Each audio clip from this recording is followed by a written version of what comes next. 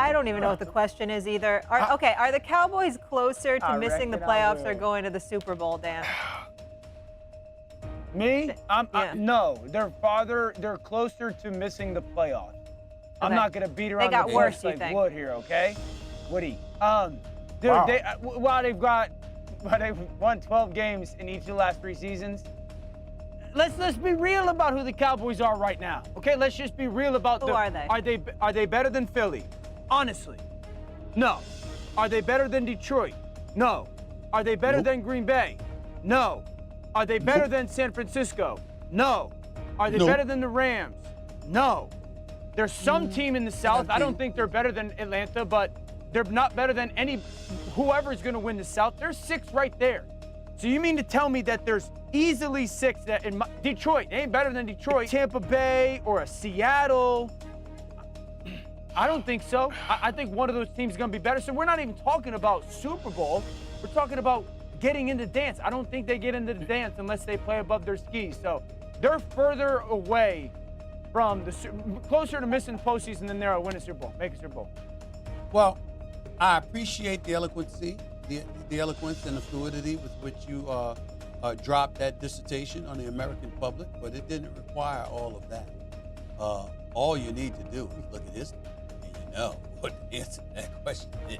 I mean, my God, you didn't need to do anything else. I mean, all you had to do was sit up there and say, they ain't been closer to the Super Bowl than they've been to the offseason before. Why would anything change now? That's what the situation is, particularly with the contract squabbles with CeeDee Lamb. So we understand all of that, okay? And then, you Damian Woody, it explains. Well, first of all, we need to extend our condolences to Damian Woody. So the wife is a Cowboy fan and a couple of children. I mean, damn. I mean, black cat running around the franchise, black cat running around the Woody household, the Damian Woody household. That's what's going on here. Now, what do we call you, the notorious Liberace? You understand what I'm saying? Sitting there at the piano. That's a cold nickname. Why do we do that? That you is understand? a cold because nickname. I love that. You need, tranquility. You need to calm the nerves. And I was wondering why. I'm like, damn. He's on TV working with Greeny and the crew doing Get Up. He shows up here on First Take. He's with his peeps. Why does he always look so stressed? And that explained it. It's your surroundings. It's your surroundings. You're surrounded with people who have a bloated view of a franchise, all right? They swear up and down every year. They like this. No, we're going to win the Super Bowl next year, right? No, we're going to win the Super Bowl next year, right? Now, we got to deal with that with them nauseated, disgusting fans, which have proven my point. Because when they're willing to bother you in church, you know they're trifling, okay? I mean, who else would bother people in church other than a Cowboy fan? Only a Cowboy fan would do such a thing. Nobody else would do it. But they would, because you know why? They don't have they don't grasp who they truly are. They keep living on what they once were and what they believe they're supposed to be. And the owner milks it till the cows come home. That's why he's a brilliant businessman. Their franchise is worth $10 billion, and their players individually are always very talented, but the collection of them together in that environment, in that pressure cooker confine, they can't handle it. I think most of the Cowboys will be all-world and they become champions the minute they departed from that organization. Okay. Problem is, they're in that damn city, surrounded by those fans. And for you to have that in your home, I got to admit to you, I think you're the husband of the year, and I think you're the father of the year, because I can't even imagine what you have to You're owning the husband of the year. On a day-to-day basis. You're really owning that I didn't know your life was like that. I didn't know your life was like that. You never told me that before, Damian Woody. I'm shocked. I really, really am that you've been subjected to this. I really am. Yeah, you're right on like husband and father. Yeah, like you're absolutely correct on that. But I will say this: the nickname of the notorious Liberace. Yeah. Just peep this out, okay? During the season, don't be surprised when I'm remote and I play some on national television on First Take. Yeah, you played a few notes when Stephen A was off. Don't be surprised. So you're working on a little piece? I got something cooking. So don't be surprised when it happens. You need to work on a piece. You need to work on a piece, just a sad song. And schedule it for release. Schedule it for release in January. That's exactly when you'll need it, in January. First or second week in January. You are sharp today. You are very funny. Even with your bad Wi-Fi. You're having a very good show, Stephen A. There's no Wi-Fi. So they're closer to the Super Bowl. They're closer to the Super Bowl. Hell no. Closer to missing the playoffs. A lot of people think that, no, in all seriousness, a lot of people feel like the Cowboys took a step back. They're not as good as they were last year. I mean, is that fair to say? Yeah. I mean, they lost, I think, like 6 starters, I want to say. Now Trey comes back, so. Couple of offensive linemen, right?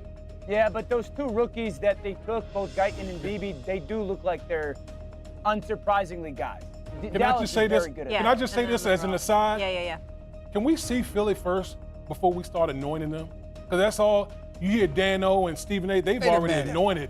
They've already anointed Philly. Well, you know why Dan does that. He does that because his anointed wife. Philadelphia. It's the same thing. He does that because his wife, he's got a Philly bias. Nah. Yes, he does. Nah, he absolutely does. I'm more interested. Listen. I'm more interested in why, first of all, there's nothing wrong with anointing Philadelphia in terms of The Dallas Cowboys are teetering on the edge of greatness or disaster, and the stakes have never been higher.